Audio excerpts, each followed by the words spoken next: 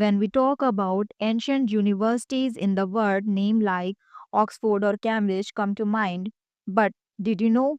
Long before these were even imagined, India had a global center of education that attracted scholars from China, Tibet, Korea, Sri Lanka, even Central Asia.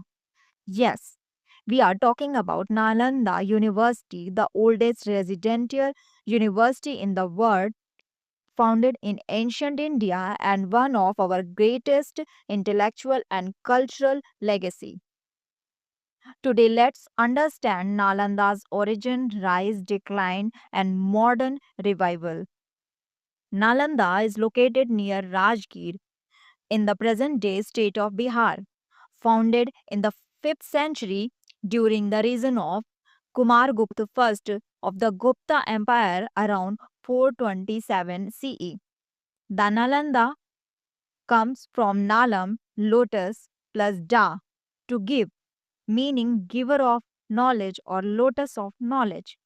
Nalanda flourished during Gupta period and was supported by rulers like Kumargupta Pratham, Harshavardhan and Pal kings, especially Dharmapal or Devpal.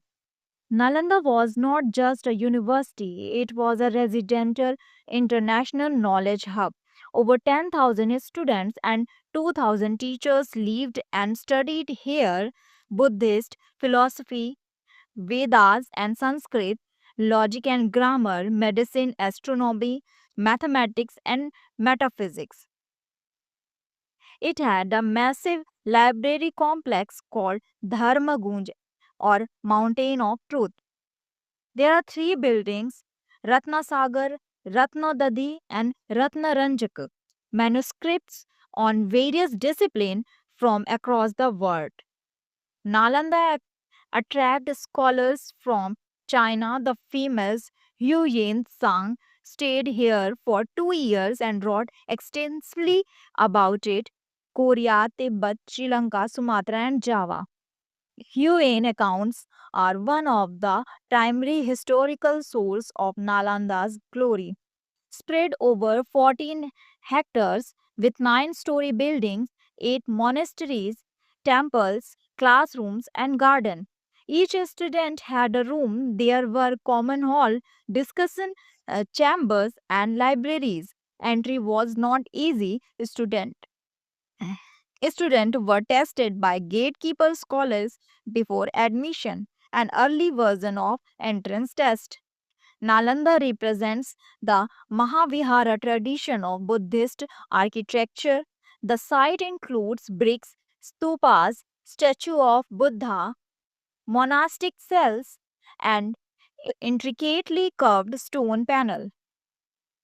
Nalanda began to decline after the 12th century, mainly due to the invasion, decline of Buddhism in India, collapse of patron dynasties. The final destruction came around 1193 when Bakhtiyar Khilji, a Turkish military general under the Delhi Sultanate, burned down Nalanda. According to accounts, its library burned for months due to the massive volume of manuscripts. A crucial turning point in India's intellectual history and decline of Buddhist institution. Rediscovered in the 19th century during British rule, excavation by Alexander Cunningham and later ASI revealed major structures declared a UNESCO World Heritage Site in 2016. Remains show clear layout of temples, vihars, and stupas. Inspired by the ancient glory, India revived Nalanda in the 21st century. In 2010, Nalanda University Act was passed by Indian Parliament.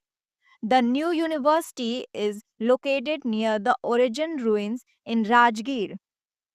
Countries like Japan, China, Singapore, Thailand, and Australia supported its revival, showing India's soft power and Buddhist diplomacy. Courses offered like history, ecology, sustainable development, philosophy, language, international relations. Nalanda was not just a university, it was a civilization of knowledge built on principles of free inquiry, discipline, and compassion. It teaches us that India was once the world classroom and can become one again if we combine our rich past with a progressive vision. Let it inspire you to study not just for marks but for wisdom. Thanks for watching and like and subscribe my channel.